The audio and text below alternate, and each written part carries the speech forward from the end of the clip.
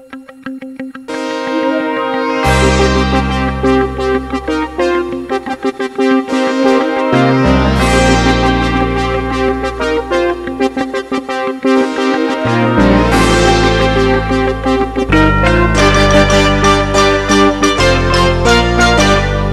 Filipino-American community is watching closely a bill proposing to tax companies that outsource jobs to foreign countries.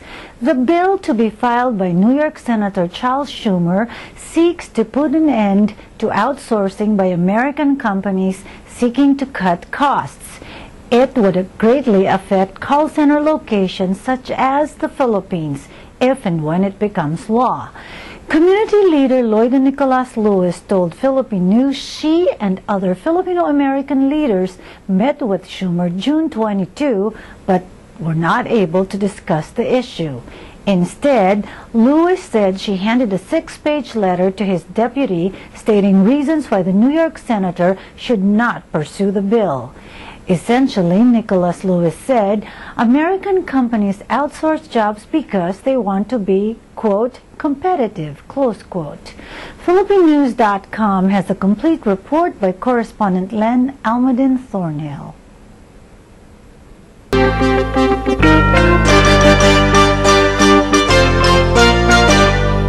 Many Filipino-Americans are especially pessimistic about timely and effective containment of the April 20 oil spill from the British Petroleum Deepwater Horizon oil rig explosion that killed 11 workers and injured 17.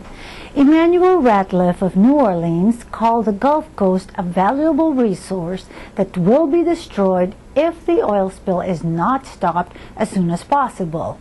He said BP does not really care about saving the interests of the people and wildlife. Juvie Sabal of San Leandro, California, said she does not think the government is doing a good enough job because the oil is still spilling and destroying the wildlife, plants, and ecosystems in the area. Carl Martinez of Las Vegas expressed similar sentiments.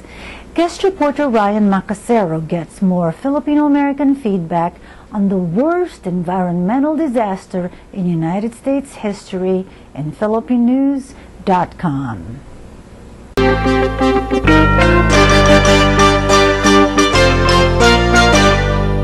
She was known as Marianne Maslog when she was named in a 1999 bribery textbook contract scam in the Philippines.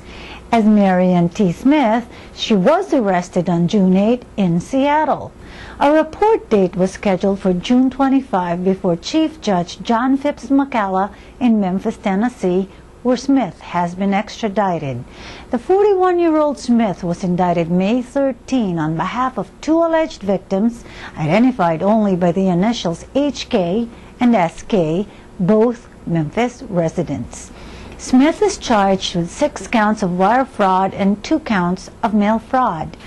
Authorities said Smith, vice president of International Business Network based in Virginia, is accused of defrauding immigrants who wanted to bring their relatives to the United States.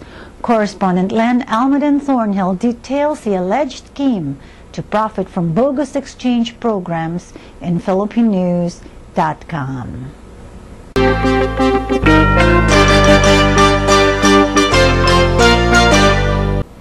A child abuse complaint was filed June 11 before the Olongapo City Prosecutor's Office against a Filipino-American father and son, Mario, 61, and a retired U.S. Coast Guard, and his 33-year-old son, Mark Pagador.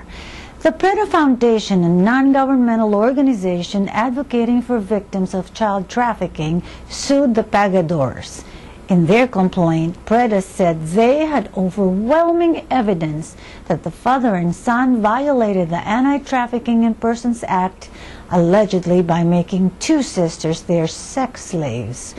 The sisters, who were ages 10 and 11 when the alleged slavery began, tell their story in PhilippineNews.com.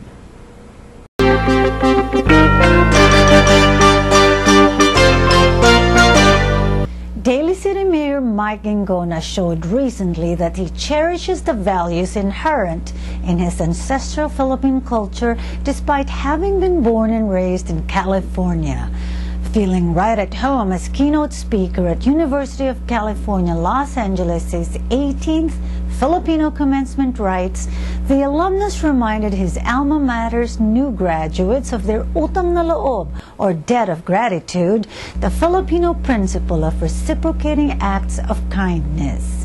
You owe your family for their undying support, the Star Bruin told 78 successors, their relatives and friends, June 13 at Royce Hall. You should be mentors for others to follow, he added. What is it about the former San Francisco public defender that impressed UCLA Samaang Pilipino that invited him to speak? My report quotes coordinators Jordan Baldonado and Mel Tiangco in PhilippineNews.com.